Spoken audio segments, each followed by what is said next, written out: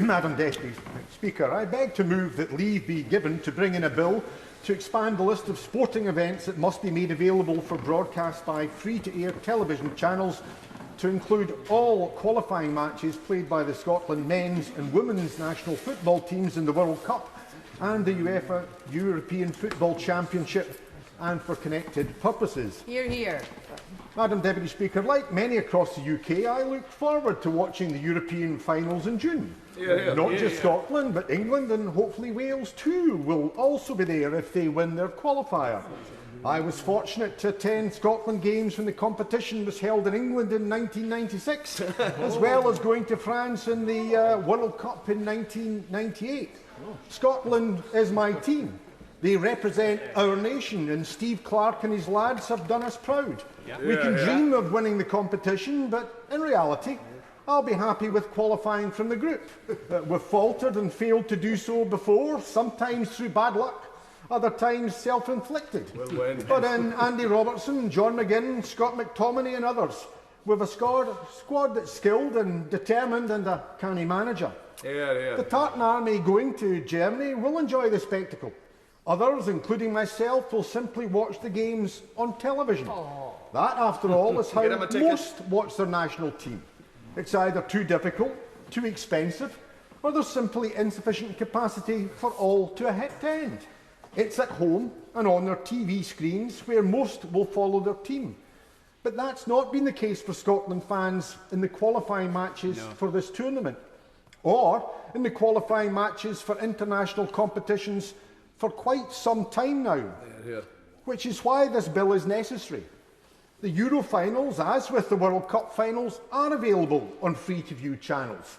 That's specified by law. But Scotland qualifying matches are not protected. They've only been available through Viaplay, a Swedish media company, and at a cost of £180 per annum. For many in these tough financial times, that's a cost they cannot afford, no matter how much they'd like to watch the games. It's a poll tax on Scots watching their national team. Good point. Hence, the qualifying games, many of which were enthralling, with wins at home against Spain and away against Norway, were not available to view for many, other than those fortunate to be able to go to the match itself or able to pay for Viaplay. That is as unfair and unjust as a refereeing error or VAR review which punishes your team. It has meant that Scots fans have missed out on the well-earned success of their team. Worse than that, when these Euro finals are past and the qualifiers for the World Cup in North America begin, Scots will again be deprived of the opportunity to watch their team on free-to-air TV. The games go on as another competition beckons, but many Scots are excluded from watching their team's journey. That's neither right nor fair. It's neither the norm in Europe, where only 7 countries, including Scotland and Northern Ireland, are in this situation, nor is it the situation in England, where qualifying games have been free to air on ITV or Channel 4 since 2018. Even in Wales, where rights to the national team's qualifying fixtures were also sold to Viaplay in 2022, access was available free to air on S4C. The charging for viewing extends from the major competitions to even friendly fixtures. They may lack the same bite as the competitive games, but many wish to see their heroes perform or new stars get an opportunity.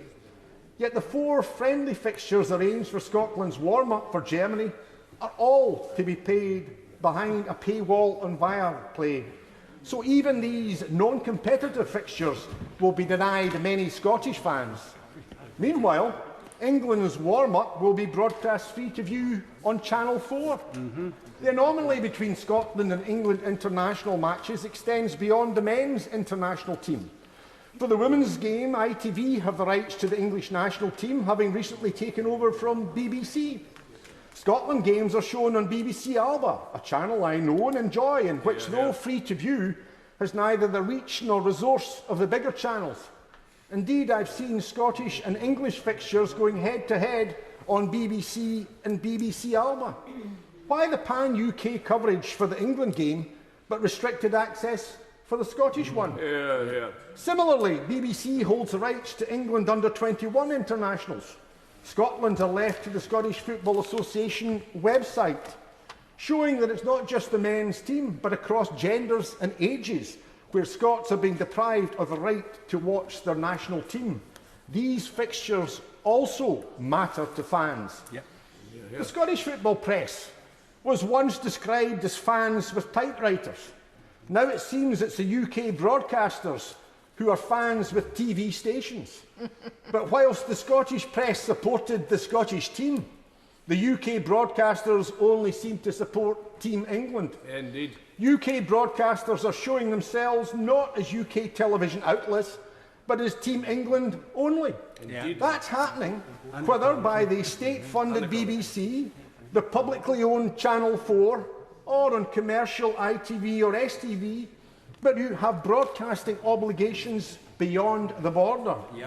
Some may blame the Scottish Football Association, who sold the rights to Viaplay. Let me say at the outset that I don't hold the SFA responsible for this. Culpability rests with broadcasters who have not just rights but duties, and in which they are failing Scotland. The SFA has a duty to the game in Scotland. That responsibility runs from the grassroots and simply a game to be enjoyed by youngsters, through developing pathways to continue playing at whatever age or standard, and on to those entering into the professional ranks and ultimately the pinnacle of the national team. They also require to nurture and develop not just the men's game, but the growing women's game, as well in other ages and capacities. The men's and women's international teams are the pinnacle, but their remit covers all. All that, though, comes at a cost. They require to fund it. Money's tight for associations, as for individuals. Broadcasting money that applies in other nations, such as Ireland, when games south of the border in the Premier League are shown, are denied Scotland. The reason being that the UK is classed as one broadcasting entity, and international football divergence of no relevance. Hence, a cash-strapped SFA needs to maximise income, and the rights to show the national team's fixtures are their major asset. Viaplay offers more. It's something the SFA requires to do to promote the game from grassroots to international teams. But what about broadcasters? Why can BBC, Channel 4 and ITV all have budgets to pay for England games, but not Scottish ones? It's not the SFA are seeking more than the FA. Quite the opposite. The viewing rights fee is significantly lower, as in transfer fees in the Scottish and English Premier Leagues. But whilst UK broadcasters are prepared to pay top dollar for showing England games, they're not prepared to fund a bobby for a Scotland game. Indeed, what was stated, that was stated by Simon Pitts of STV, giving evidence to the Scottish Affairs Committee, who said that there was very little prospect of a larger commercial return UK-wide, which in turn determines the level of bid. So Scots TV licence fees don't matter, and obligations to Scots viewers count for little. The licence fee paid by Scots and rights given in Scotland to UK broadcasters aren't being matched by coverage. That's why this bill is necessary. It must be mandatory that those games should be available, and broadcasters must live up to their obligations. Scots fans have a right to see their team and to expect no less from their broadcasters. The question is that the honourable member have leave to bring in the bill. As many as are of that opinion say aye. The contrary, no. I think the ayes have it. The ayes have it. Who will prepare and bring in the bill? Neil Hanby, Angus Brendan McNeill, Douglas Chapman, Martin Day, Carol Monaghan, Jamie Stone and myself, Madam Deputy Speaker. Fine body of men and women.